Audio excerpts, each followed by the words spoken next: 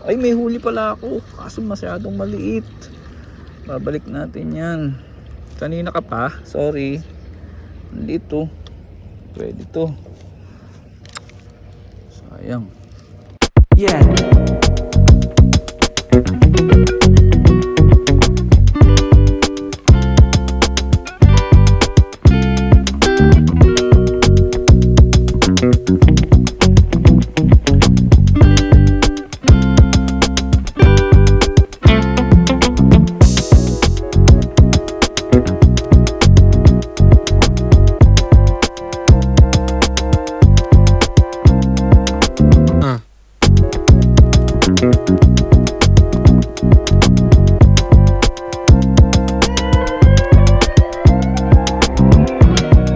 Good morning guys, another day, another fishing day. So nung mga nakaraan di tayo nakapag-vlog, di tayo nakapag-fishing kasi 1 week yata ang umuulan.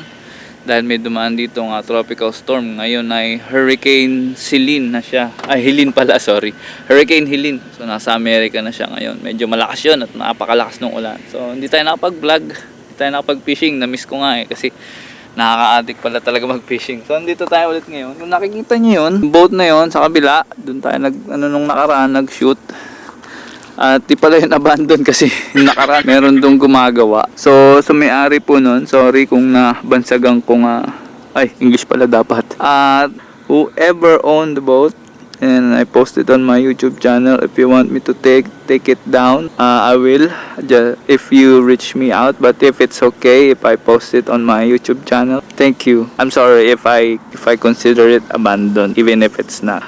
I just cast my rod there, but not that much. I didn't take anything out there. Okay, thank you.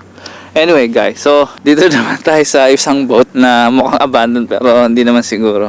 So dito tayo ngayon mag-fishing. Yan, dito ako actually dito ako nakaraan after a day. Nag-fishing ako diyan sa boat na yan. After a day, pumesto ako doon, wala akong nahuli. Kaya hindi ko na pinost yung ano. More on vlog tayo noon eh. Ngayon more on fishing na tayo. Ito dala ko na. Alas 9 pasok ko ngayon.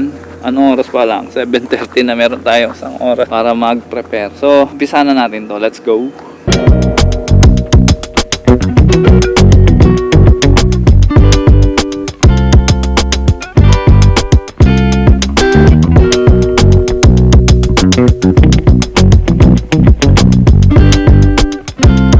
So guys, kung napapansin nyo, may ganito ako kasi maganda mag-fishing pag may POV. Wala tayong GoPro, so iniram ko muna yung cellphone ng asawa ko. At gagawin natin pang POV. So, pinractice ko na ito eh. So, lalagay natin dito. Yan, para magandang fishing. Kita-kita nyo yung ginagawa natin. At sana may mahuli tayo today. Sana maganda yung pagkaka-record natin. Kasi switch natin yan mamaya. Kabit muna natin. Yan o. Ako lang nag-isip nito. Yan, may chest mount tayo. Yan, so sana pag nalipat na yung recording, hindi maingay. Kasi kakalo-kalos ko siya pagka nagre-record yung mic eh. Nagre-record pa yan. Nag-record na. Yan o ha. Diba? Oh. Para pag nag-agis tayo. Okay, sige, let's go. Punta tayo doon.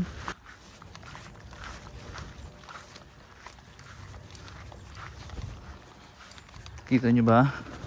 Wait lang.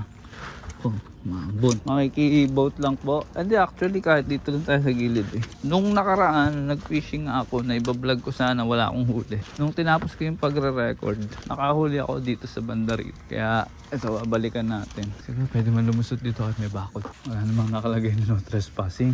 So, lang po. Makikihagis lang. Hindi na tayo sa boat para hindi tayo kitang-kita. Dito na tayo. Malog ba yung camera natin? Ito ako nakahuli nun. Wala naman masyadong tao, tsaka wala naman tayong aabalahin. So, siguro naman okay lang. Dito, at least tayo maghahagis ng malayo-layo. Okay. Ano muna natin yung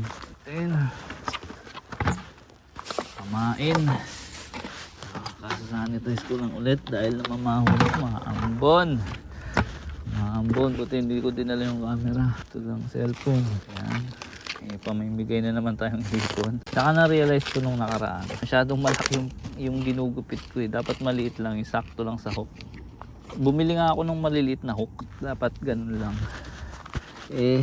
Try muna natin to sakali. Kita ba? Yan, hindi pa tayo professional, pero nakikita naman natin yung mga tutorial kung paano Nakaka-addict lang talaga mag-fishing. Dito lang ako nakahuli banda sa gilid Kaya siguro hindi na natin ito masyadong ilalayo. Diyan lang.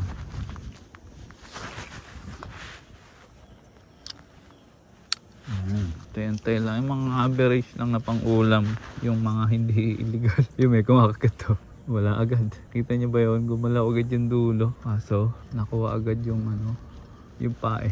Wala na, nakuha agad yung pain. Palitan ko kaya ng maliit na hook, wala agad. Husay, at least may kumakagat. Yan, namigay ulit tayo ng pain. Ulitan lang natin para isang lunukan lang. Mabilis na tanggal yung yung pain Ganito naman ginawa ko nung nakaraan. Nakahuli naman kahit papano. Pero syempre, depende. Ito medyo maiksi kaya hindi ko may pasok. Sana ganito tama. Pagka malaki-laki, di lunok lang. Pag maliit, medyo inunguya-nguya. Matatalino rin itong mga isdang to Asa na? Tama ba? Okay. Sensya na tayo pro. Pero baka natin. Tignan natin kung makakarami tayo today.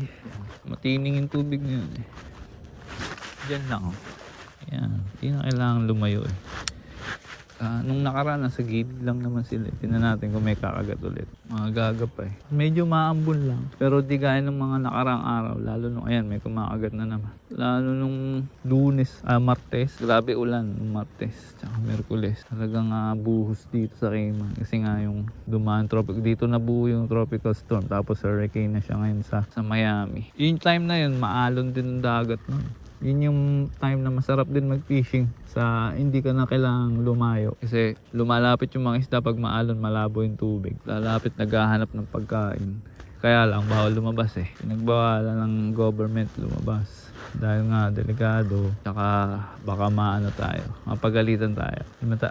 Nawala agad yung pain. What am I doing wrong? Palitan ko na kaya yung hook, iniwan ko pa naman sa kotse. Isa pa, try natin. Hindi ko alam kung kinakain lang or sumasabit lang. Pero may kumakagat nararamdaman naman yun Lagyan ulit natin. Liitan lang natin. Pag ito wala pa din, papalit ako ng hook, yung maliit lang. Tayo naghahangad ng malaki. Pero kung bibigyan tayo, di maganda. Yan, to maliit lang to. Marami rin kasing weeds dyan Seaweeds madamo dyan sa ilalim. Diba? Teka lang. Tingnan natin layo dyan tayo sa baba. Diyan lang naman meron Ito lang nakahul nakaraan Ayan, may kumakagat nararamdaman ko. Kaya lang, wala na, kinakain lang yung pain. Mukha na dali na naman Ayun, nandiyan pa. Sige, laglag natin ulit. Ayan, tingnan natin kung makakadali. Ang tining ng tubig ngayon Ayan kumakagat na naman sila wala, hindi na nalunok. Papalit ako ng hook. Hindi, meron pa. Andun pa yung pain. Medyo kita na tayo dito ng isda. Layo natin ng konti. Diyan may mga boat na dyan Lipat kaya tayo banda ron mamaya. Kita ba ng POV natin? Walang kumakagat. Lilipat tayo tsaka magpapalit ako ng hook. Nadadali lang yung yung pain. Ay, sumabit na naman po siya. Hindi po yung huli Sumasabit siya sa weeds Ayan Wala na yung pain niya. Hindi, papalit ako ng hook. Kaya lumalaki to para dito. Dito tayo banda. Mamaya tayo magpalit ng hook. Try po natin dito kasi may lalayo naman natin yung sa malalapit kasi maliliit kaya kaya nilang nguya-nguyain lang yung pain Medyo malaki to compare sa mga bibig ng isda rito. Malamok. Paano ko bibelo? Paside. Malamok pala dito. Malamok. Nako. Paside. Try muna. Isa muna. Hagis muna tayo bago tayo malis. Malamok Yun, medyo malayo yung isang yun. Ayan, siguro naman makakahuli tayo dito. Sana. Yun naman ang hangad. Wala rin tayong pasensya Hila tayo ng hila Kasi walang suksukan Masabit sa weed. Yun, puro sabit. Malamang wala na yung pain, nalaglag na. Hindi, nandiyan pa yung pain. Puro magdamo. Lipat natin ang hagis. Buti nandito pa yung pain. Okay, sige, hagis tayo konti.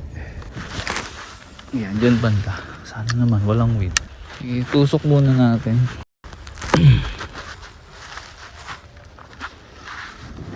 Kung meron may kakagat-kagat Feeling ko wala. Mas meron pa nga doon sa kaninang pwesto. Balik na lang tayo dun. Balik tayo dun. Kaysa dito. O kaya doon tayo sa boat. So, lumipat tayo dito sa boat. At ito na, nilitan na natin yung hook. Siguro man lulunukin na lang to. Hindi na hunguyain. Diyan yung may mga nahuhuli ako eh. Pero sana hindi maluwag yung pagkakalagay ko ng pain. Nape-press na naman. Ayun, may kumakagat. Kung sabihin natanggal na naman, nanguya na naman. Nako, feeling ko natanggal. Gumagalaw yung boat. Dapat ulit natin to. Hindi kasi makapaghintay eh, no? Maliit lang to. Tingnan natin. Hindi naman siguro matatanggal yan. Isang hagis pa. Bakit doon? Uhuli na yata ah. Uhuli na, pero maliit lang ah. Di pa, andyan pa. Tunukin nyo. Rin, iisin natin muna. Medyo lasog-lasog na. Minunguya eh. Mahusay na rin eh.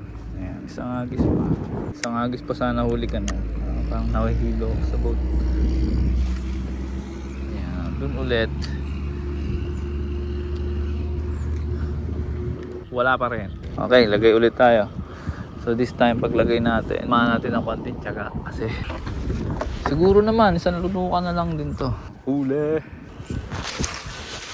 Doon ulit oh. Dami. Precise na yung agis natin ah. Di ba? Iwan muna natin. Lagay muna natin sa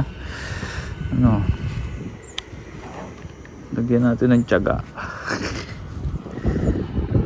Ipit muna natin dito. Okay guys, check na ulit natin. Kaso mukha namang wala. Eh malalaman naman natin kung may kumagat. So mag-i 8:30 na. Pero after nitong isa, naku, maambon na naman oh. Huwag ka naman masyadong ay may huli pala ako. Kaso masyadong maliit. Babalik natin yan. Dito, pwede to. Sana malaki. Masyadong maliit. Balik natin guys. Sorry, balik natin. No guys ha. Last na to guys, papasok pa ako eh. Bigyan ko ng malaki-laki konti. Last na ko may huli. Okay, isa na lang, promise. May nahuli na naman, maliit na naman. Pawawalan din natin yan. Sobrang liit, mas maliit pa to. Yan o, nakahuli tayo guys. So, kita nyo ba? Medyo maliit. Pawawalan natin yan. Yep, relax ka lang. Okay na yan. Ito, pakakawalan natin. Oop, yun, swim away little guy. Tara na, uwi na tayo. Tapos na ang vlog. Okay. Okay guys, so dito na ako ulit sa kotse. Tapos na yung fishing natin. Wala, may nahuli tayo kasi maliliit eh. Binili ko, dalawang maliit. Kawawa naman, tsaka bawal yun eh. Konti lang din naman ang laman nun pagka kinain natin. So balik na lang natin. Maybe next time ibang spot tayo. So abangan nyo yun sa susunod kong vlog. Saka papasok na ako eh. Naglaan akong 30 minutes, 9 AM pasok ko, 8:35 na nga yun. Para kahit papano may set ko ng maayos yung mga gamit ko. Tsaka makapaghugas-hugas tayo ng konti. Tamahamoy tayo sa trabaho. Anyway guys, dito ko natatapusin ang vlog ko. Maraming salamat sa pag-antabay at panonood. Maraming salamat. See you on my next vlog guys. Bye bye.